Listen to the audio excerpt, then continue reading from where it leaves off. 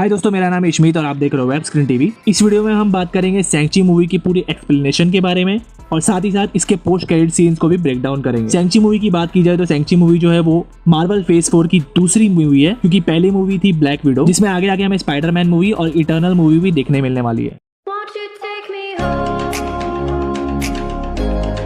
Give me with your fire. Movie के starting में हम लोग देखते हैं 10 रिंग्स का फ्लैग, जहाँ पे बैकग्राउंड में नरेशन में हमें पता चलता है मैंडेरियन के बारे में, जहाँ पे ये जो 10 रिंग्स ऑर्गेनाइजेशन है वो हजारों सालों से चलती आ रही है। बट लेकिन ये 10 रिंग्स की हिस्ट्री क्या है इसके बारे में किसी को भी नहीं पता। बट लेकिन उन रिंग से मैंडेरियन को बहुत दिव्य शक्ति और अमर रहने का वरदान मिल गया। मैंडेरियन चाहे तो ये 10 रिंग्स का यूज करके अच्छे काम कर सकता, बट लेकिन उसने ये चीज़ को दुनिया पे राज करने के लिए यूज किया। तो अब उसने एक ऐसी ऑर्गेनाइजेशन बनाई जिसका नाम उसने रखा 10 रिंग्स, और ये ऑर्गेनाइजेशन दुनिया के हर कोने में फैली हुई है। और मैंडेरियन जो है वो हजारों सालों से जिसने जगह जगह पे आतंक मचाया है, और इतनी ताकत होने के बाद भी फिर भी वो और भी ज्यादा ताकत के लिए भूखा रहता है। इसीलिए अब वो एक ऐसे गाँव में जाना चाहता है जो कि दुनिया से बिल्कुल अदृश्य है, और वहाँ पे लोगों के पास देवी देवताओं जैसी शक्ति है, और वो शक्ति हासिल करने के लिए अब उसको वो गांव में जाना है। लेकिन उस गांव में जाने का रास्ता एक ऐसी भूल भुलैया होती है जिसको कोई इंसान आसानी से पार नहीं कर सकता। और वहीं पे बचते बचाते वो मिलता है शैंग-ची की मदर को, और मैंडेरियन उससे लड़ाई करने के बाद ये समझ जाता है कि इस गांव के लोग उन 10 रिंग से भी ज्यादा पावरफुल है। और उसके बाद वो दोनों एक दूसरे से प्यार करने लग जाते हैं, और उन दोनों से जो बेटा होता है वो होता है शैंग-ची। और वो शैंग-ची को ये भी बताती है कि जहाँ से वो बिलोंग करती है वहाँ पे सब लोगों को महारक्षक यानी ड्रैगन की जादुई शक्ति का वरदान मिला है, इसीलिए उन लोग वो 10 रिंग से भी ज्यादा पावरफुल है। और वो ये भी बताती है कि उसने वो गाँव छोड़ दिया है सिर्फ और सिर्फ शैंग-ची के डैड मैंडेरियन के लिए, और वो उसी वक्त शैंग-ची को लॉकेट भी देती है ग्रीन कलर का। तो अब वहाँ से 10 साल बीत चुके हैं, और नेक्स्ट में हमें पता चलता है कि शैंग-ची जो है वो कार पार्किंग में काम करता है अपनी फ्रेंड केटी के साथ। और उसके बाद हम लोग को दिखता है कि केटी और शैंग-ची उसी बार में मजे करे जिस बार में उन लोग हमेशा से जाया करते थे, और लोग 10 साल से एक दूसरे के बहुत अच्छे फ्रेंड है। उसके बाद सुबह को शैंग-ची केटी के घर जाता है, और यहाँ पे हम लोग को दिखता है कि शैंग-ची जो है वो केटी की फैमिली से बहुत करीब है। उसके बाद नेक्स्ट सीन में वो लोग बस में बैठकर अपनी जॉब के लिए जा रहे होते हैं, बट लेकिन वहाँ पे कोई इंसान आता है, वो शैंग-ची से उसका ग्रीन कलर का वो लॉकेट मांगता है। अब वहाँ पे हम लोग को रेजर फीस्ट भी देखने मिलता है। वहाँ पे शैंग-ची की उन लोगों से लड़ाई होती है, और शैंग-ची उन लोगों को बहुत पीटता है। वहाँ पे केटी को पता चलता है कि शैंग-ची के पास एक बहुत ही अलग पावर है, बट फिर भी शैंग-ची ने उसके बारे में उसे कभी कुछ नहीं बताया। और वहाँ पे हम लोग ये भी देखते हैं कि रेजर फिस्ट वो लॉकेट लेके उड़ गया है। तो अब शैंग-ची जूली को ये बताता है अपनी बैकग्राउंड स्टोरी के बारे में, जहाँ पे उसके डैड हमेशा से शैंग-ची को एक किलर बनाना चाहते थे। उसकी माँ के मरने के बाद 8 साल की उम्र से 14 साल तक उसने सिर्फ किलर बनने की ट्रेनिंग ली,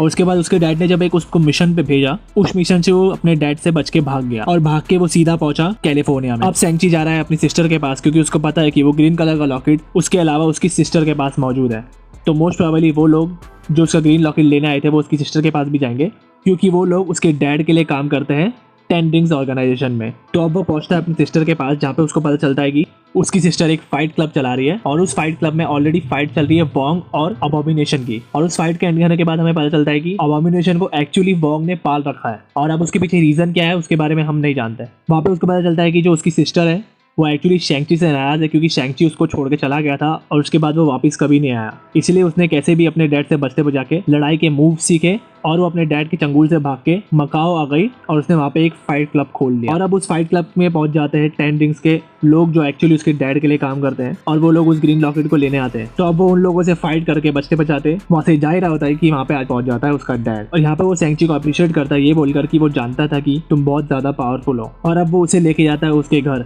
जहाँ पे 10 रिंग्स ऑर्गेनाइजेशन का बेस है। वहाँ पे मैंडेरियन शैंग-ची को ये बताता है कि उसका रियल नेम मैंडेरियन नहीं बल्कि वेनवू है। एक्चुअली 10 रिंग्स ऑर्गेनाइजेशन का फायदा उठाकर एक इंसान ने 10 रिंग्स ऑर्गेनाइजेशन का मालिक बनकर अपना नाम मैंडेरियन रख दिया था आयरन मैन को हराने के लिए। और ये चीज हम लोग एक्चुअल आयरन मैन मूवी में भी देख चुके हैं, जहाँ पे एक्चुअल में एंड में आयरन मैन को पता चल जाता है कि मैंडेरियन और कोई नहीं बल्कि एक एक्टर है जो कि 10 रिंग्स ऑर्गेनाइजेशन के मालिक होने का झूठा क्लेम कर रहा है। और शैंग-ची का डैड वेनवू शैंग-ची को ये भी बताता है कि उसने अपने लोगों को शैंग-ची को बुलाने के लिए इसलिए भेजा था क्योंकि उसे हेल्प चाहिए शैंग-ची की उसकी मदर को वापस लाने में। शैंग-ची की मदर एक्चुअल में मरी नहीं है, ऐसा वेनवू मानता है, और वो ये भी बोलता है कि उसे उसकी मदर की आवाज आती है, क्योंकि उसकी मदर एक्चुअल में वो शैतान दरवाजे के पीछे बसी हुई है, यहाँ पे शैतान बसे हुए हैं, और उन लोगों ने उसकी मदर को कैद कर लिया है। और उसकी मदर रोज वेनवू को आवाज देती है वहाँ से उसको छुड़ाने के लिए, और वो जगह मौजूद है उस गाँव में जिस गाँव से उसकी मदर बिलोंग करती थी। बट लेकिन शैंग-ची इस बात को बिल्कुल नहीं मानता। तो फिर वेनवू उसे उन 2 लॉकेट को उस ड्रैगन की आंख में लगाकर बताता है कि वो गाँव मौजूद है एक ऐसी भूल भुलैया में जिसका रास्ता सिर्फ एक दिन में ही खुलता है, और वो दिन है 3 दिन के बाद,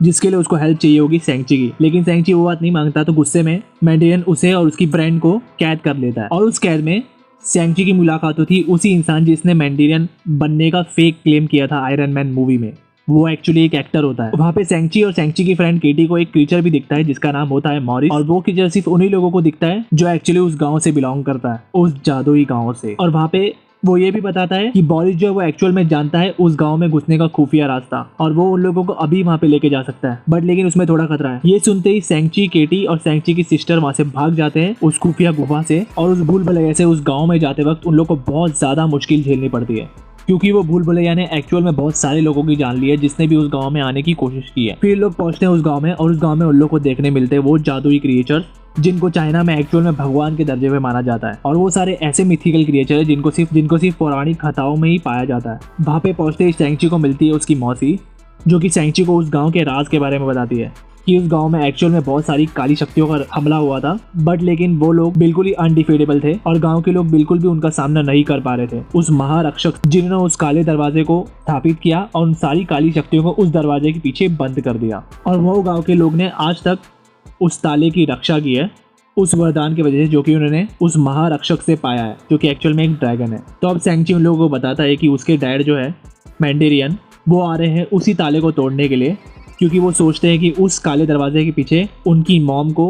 कैद किया गया है, लेकिन अगर उसके पिता ने उस दरवाजे को खोल दिया तो काली शक्तियों का इस दुनिया पे राज हो जाएगा। तो अब उन लोग प्रिपेयर करने लग जाते हैं वो मैंडेरियन से लड़ाई के लिए, और सैंची की मौसी जो है वो सैंची को सिखाती है अच्छे से उन जादुई शक्तियों के बारे में जो कि उनकी माँ को मिली थी विरासत में, और जो कि सैंची के अंदर मौजूद है, बट सैंची उनको जानता नहीं। और वहाँ पे हम लोग देखते हैं कि सैंची उन्हीं यादों को याद कर रहा है जिस वजह से उसकी मदर मरी थी, और कैसे सैंची के डैड ने उन टेंडेंस का यूज करके उनको मार दिया था जिन लोगों ने उसकी मदर को मारा था। फिर हम लोग नेक्स्ट सीन में देखते हैं कि मैंडेरियन वहाँ पे पहुंच चुका है उस गाँव पे अटैक करने के लिए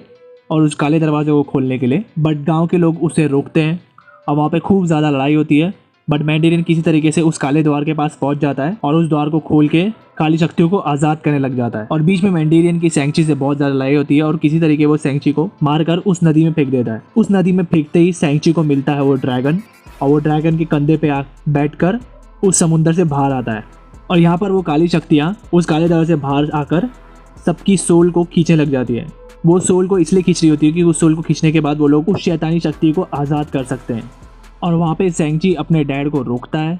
और बहुत ज़्यादा लड़ाई होने के बाद वो जो काली शक्तियों का दानव होता है वो उस काले द्वार से बाहर आ जाता है, और वो सबसे पहले पकड़ता है मैंडेरियन को, और वो मैंडेरियन की सोल को खींच लेता है, और वहीं पे ही मैंडेरियन जो वो अपनी 10 रिंग्स को सैंची को सौंप देता है उसी वक्त। और भाई लोग, मैं ये लड़ाई को बहुत ही छोटे शब्द में बोल रहा हूँ, बट लेकिन ये जो पूरी लड़ाई हुई थी वो बहुत ही ज़्यादा मज़ेदार थी, मतलब देखने लायक थी। अगर आप लोग ये मूवी देखोगे तो इस लड़ाई को बिल्कुल भी मिस मत करना। तो अब वो ड्रैगन जो है जिसके ऊपर सैंची बैठकर बाहर आया था वो उस काले दानव से लड़ने लग जाता है, और वो काला दानव उस ड्रैगन की सोल खींचने लग जाता है। और वहीं पे हम लोग देखते हैं कि केटी जो है वो एक तीर चलाती है, वो तीर सीधा जाके लगती है काले दानव के गले के अंदर, वो चीर के बाहर निकल जाती है, और वहीं पे वो काला दानव पूरी तरीके से खत्म हो जाता है। तो अब लास्ट में सैंची और उसके गांव वाले उनके मदर की श्रद्धांजलि करते हैं, और जब वो लोग अगले सीन में अपने फ्रेंड लोगों के साथ बैठ के पढ़ाई कर रहे होते हैं, वहाँ पे आता है वोंग, और वोंग सैंची को पूछता है क्या तुम्हारे पास वो 10 रिंग्स अभी भी है। सैंची उसका जवाब देता है और वोंग उसको अपने साथ ले जाता है, और यहाँ पे ये मूवी हो जाती है एंड। इसके बाद आते हैं इस मूवी के पोस्ट क्रेडिट सीन्स पे, जहाँ पे हम लोग ने देखा कि सैंची और केटी खड़े हैं हल्क और कैप्टन मार्वल के सामने, और हल्क और कैप्टन मार्वल दोनों के दोनों वो 10 रिंग्स को एनालाइज कर रहे हैं कि 10 रिंग्स जो वो कोई सिग्नल भेज रही थी कमार ताज को, जिसके सिग्नल को वोंग ने रिसीव किया, और अब वो सिग्नल्स कोई ऐसे वेव छोड़े जो कि अननोन है। और जहाँ ही बात करें कैप्टन मार्वल और हल्क की, ये दोनों उस 10 रिंग्स के बारे में बताते हैं कि उन्होंने उस 10 रिंग्स के बारे में बहुत कुछ एनालाइज किया, बट लेकिन ये कोई भी एलियन टेक्नोलॉजी से बिलोंग नहीं करती। जिसके जवाब में सैंची बताता है कि ये जो 10 रिंग्स है वो हज़ारों साल पुरानी है, और उन 10 रिंग्स के एनालाइजेशन के बीच में ही कैप्टन मार्वल भी निकल जाती है और हल्क भी निकल जाता है, और ये जवाब अनसुलझा रह जाता है। तो शायद इसके बारे में हमें फ्यूचर मूवी में पता लगेगा। और बात करें नेक्स्ट सीन की, जिस सीन में हमें देखने मिला कि 10 रिंग्स ऑर्गेनाइजेशन चला रही है सैंची की सिस्टर मैंडेरियन की जगह पे, पूरी जिम्मेदारी अब उसने संभाली है, और 10 रिंग्स के वॉरियर को भी उसने मेल वॉरियर से चेंज करके फीमेल वॉरियर्स में बदल दिया है। तो भाई लोग, इतनी थी ये मूवी। अगर आप लोग ऐसी और भी वीडियोस देखना चाहते हैं तो जल्दी से ये बीच वाले सब्सक्राइब बटन पे क्लिक कर दीजिए। मैं ऐसी और वीडियोस भी लेके आता रहूँगा, और वीडियो को भी लाइक कर दीजिए अगर आपको ये वीडियो अच्छी लगी है तो। इसी के साथ मिलता हूँ मैं मेरी नेक्स्ट वीडियो में, तब तक के लिए take care, bye bye. You okay?